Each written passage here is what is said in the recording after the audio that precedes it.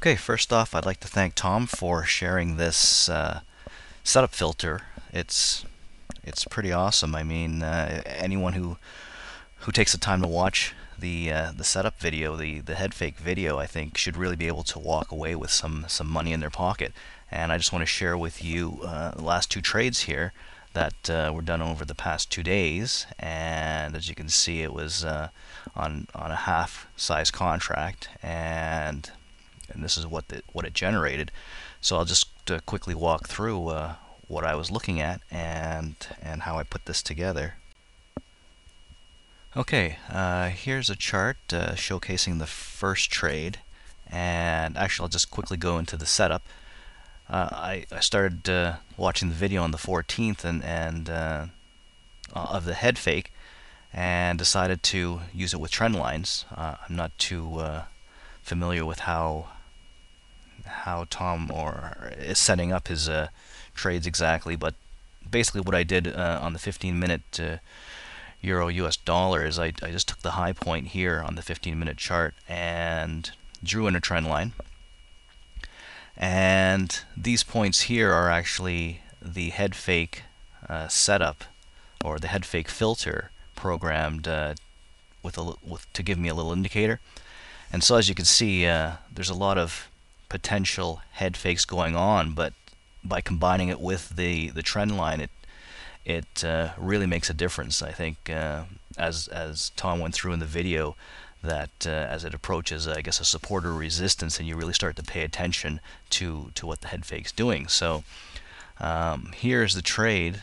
As you can see, none of the points here were going up to this resistance line, and the reason why I was only looking for resistance at this point was because it looked like we were in a downtrend. So the thinking here is that I'm looking for, I guess, a correction that looked like it was potentially going to fail with the head fake filter, and so that happened here. So this point here indicated that the head fake conditions had been met. So you can see here that there's two consecutive closes up, as well as this close to high was much smaller than this close to high, and so I put an entry to go short at this point here, 1.3286, with a stop just a point above here. Actually, I went a few points above this high here, and that's pretty cool because I think it was, let me just take a look. I put a stop at 133.02 because I just wanted to have it above the 33 even level. And so that was just a 16 pip risk. And so for a half-size contract that I was using, that's essentially risking $80. And so, as you can see, this trade went really well. It didn't even come close to this high level here, and I set the target. Again, I didn't have a specific like Fibonacci strategy, as I'm not a real big on Fibonacci. I really haven't used it much, but I drew it in, and I figured, well, if we're in a downtrend, what should be happening is we should at least be breaking previous pivot or swing low, whatever you want to call that. So I would set the target to the previous low level, which is what I did here. So I drew in the Fibonacci just to see if I could see anything happening, but set my target at this level at 132.03. And as you can see, this market moved very nicely and took the profit at that level. What seems pretty and hit this other level here of 161.08. Actually, I think it might have been just one pip away. So again, if I was a little bit more versed with Fibonacci, maybe I could have gotten something more. But from that short of to 132.03 from the entry of 132.86 is 83 pips. So that's not too shabby. I mean, risking 16 pips to get 83 pips. That's pretty good. I mean, for the half contract, that's risking $80 to get $415. And so after that trade closed, it was just a matter of then looking for another opportunity to go short. But what I had to do was now readjust this trend line to this high point. And that's when the next trade set up the following day. As you can see, again, the signal happened, and as the price just broke over the newly drawn in trend, and I missed this one by a few pips, but still I think the stop was even tighter. I think let me just take a look here. The entry was at 32.61, because the idea or the goal, I think, was to try to get in after the signal, to get in at the open of the next bar.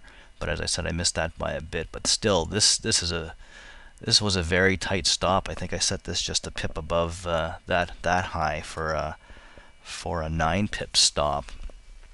And then again, just looked for the swing, and I think it was here at 32 even, but I set it at 32.03, which actually coincided with the previous trade. Maybe a little bit superstitious, but I figured I just wanted to see if I could get out before, not waiting for it to try to break through any levels that were even numbers like the 3200. So again, very tight stop, and just watching the trade.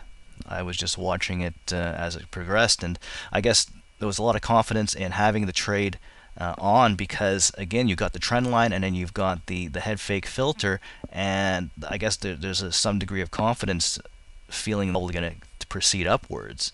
And so that combined with the tight stop is really a lot of things going your way. So this one, again, you can see moved very well. We had the bar come down here, and this one was taken out at that same level of 132.03, and that, I think, let me just see how many pips that was.